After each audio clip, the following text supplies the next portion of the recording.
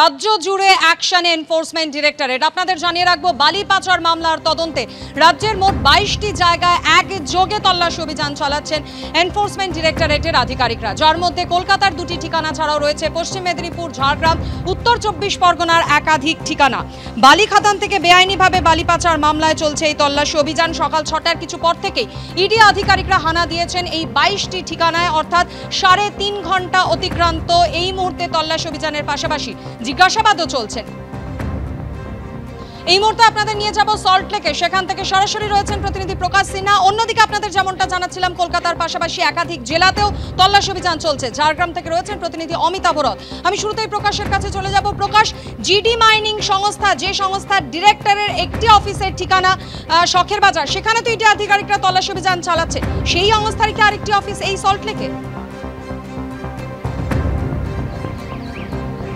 দেখে সল্টলেকের সেক্টর 5-এ আমি রয়েছি এবং সেক্টর 5-এ যে জায়গায় আমি রয়েছি এখানেই কিন্তু জিডি মাইনিং প্রাইভেট লিমিটেডের হেড অফিস।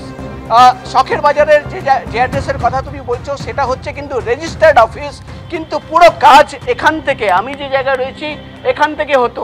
জিডি মাইনিংয়ের অফিস এবং ইডি আধিকারিকরা ভোর 4:30টার সময় তারা কিন্তু এখানে পৌঁছে যান এবং তারপর থেকেই তল্লাশি অভিযান চলছে।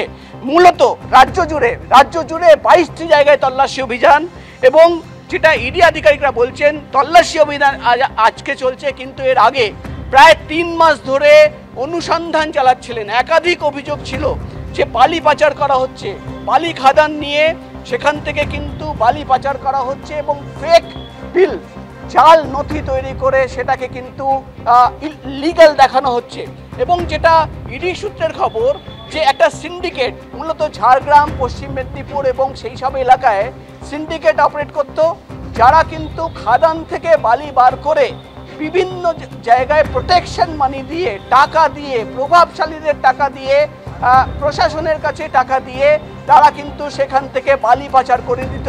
এবং এই তথ্য সামনে রেখেই কোটি কোটি টাকা কোথায় গেল, বালি পাচারের কোটি কোটি টাকা কোথায় গেল, তার সন্ধানেই কিন্তু আজকে সকাল থেকে ইডির ম্যারাথন তল্লাশি অভিযান। এবং আরেকবার তোমাকে দেখাবো, সামনে যে অফিস দেখতে পাচ্ছ এখানেই রয়েছে জিডি মাইনিং প্রাইভেট লিমিটেডের সেক্টর 5-এর মেন অফিস। অরুণ সারাফ একজন ব্যবসায়ী, আর তার নাম সামনে আসছে। অরুণ সারাফের অফিসে কিন্তু তল্লাশি অভিযান চলছে এবং কিভাবে এই বালি খাদানগুলো টেন্ডার পাওয়া হয়েছিল, কি করে স্যাংশন পাওয়া হলো, এবং সেখান থেকে যে অভিযোগ উঠে আসছে যে প্রচুর পরিমাণে বেআইনিভাবে বালি বার করে পাচার করা হয়েছে, এবং যে টাকা, যেটা মূলত প্রোটেকশন মানি বলা হচ্ছে, প্রোটেকশন মানির টাকা কাদের দেওয়া হয়েছে, কোন কোন প্রভাবশালীরা প্রোটেকশন দিয়েছে, কিভাবে এই বালি সিন্ডিকেট, বালি পাচারের সিন্ডিকেট কাজ করত, তার একাধিক তথ্য ইতিমধ্যেই ইডি আধিকারিকদের কাছে রয়েছে। মোট 12টি জায়গায় তল্লাশি, 22টি জায়গায় তল্লাশি অভিযান। পশ্চিম মেদিনীপুর, ঝাড়গ্রামে একাধিক বালি খাদানে তারা রয়েছেন।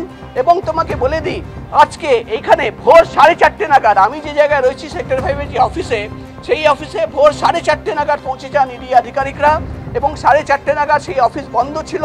তারপর 6:30 নাগাদ অফিস খুলিয়ে সেই অফিসের ভেতরে প্রবেশ করে তারা কিন্তু তল্লাশি অভিযান চালাচ্ছেন।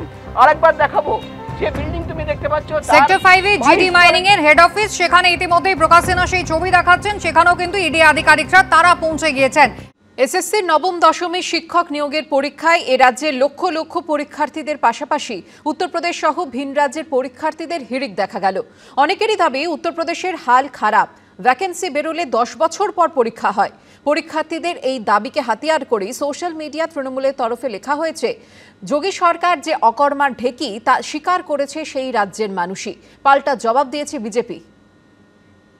यूपी में तो बदतर हालत है। वहाँ की गवर्नमेंट अगर वैकेंसी निकाल देती है तो 10 साल बाद उसका एग्जाम कराती है। सर यूपी में वैकेंसी, इस समय वैकेंसी की कोई ताल्लुकात नहीं है दूर दूर तक, इसलिए यहाँ पर आना पड़ा सर।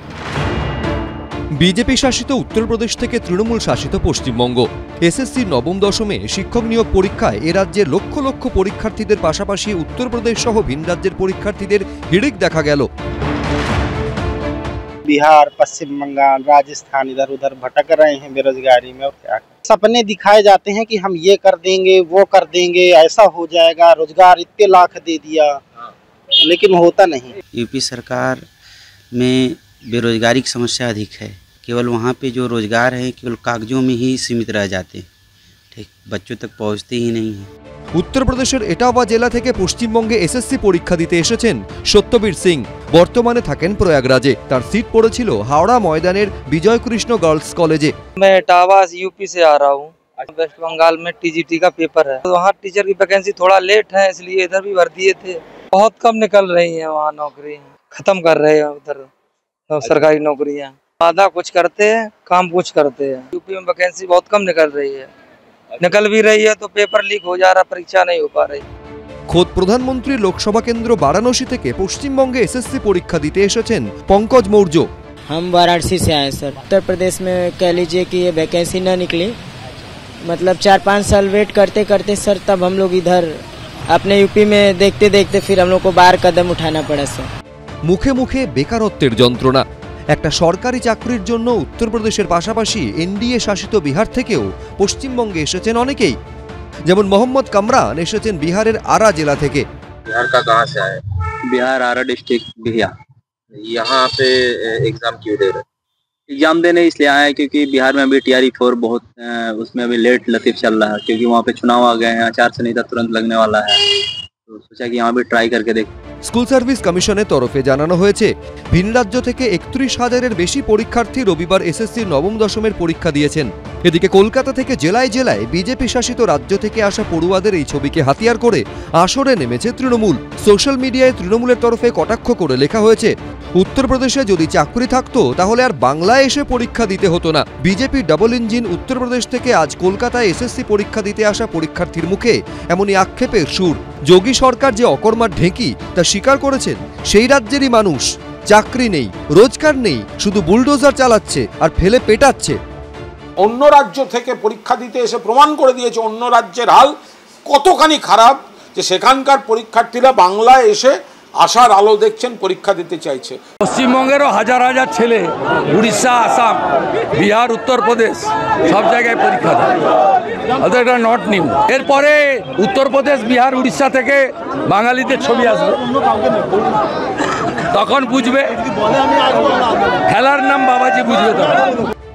রাজনৈতিক চাপানুতর চলছে, কিন্তু পশ্চিমবঙ্গ হোক বা উত্তরপ্রদেশ, শিক্ষিত বেকারের দুর্দশার কথা আদৌ কি ভাবছে কোনো সরকার? সুনীত হালদার, সন্দীপ সমাদ্দার, সোমনাথ মিত্র, এবিপি আনন্দ।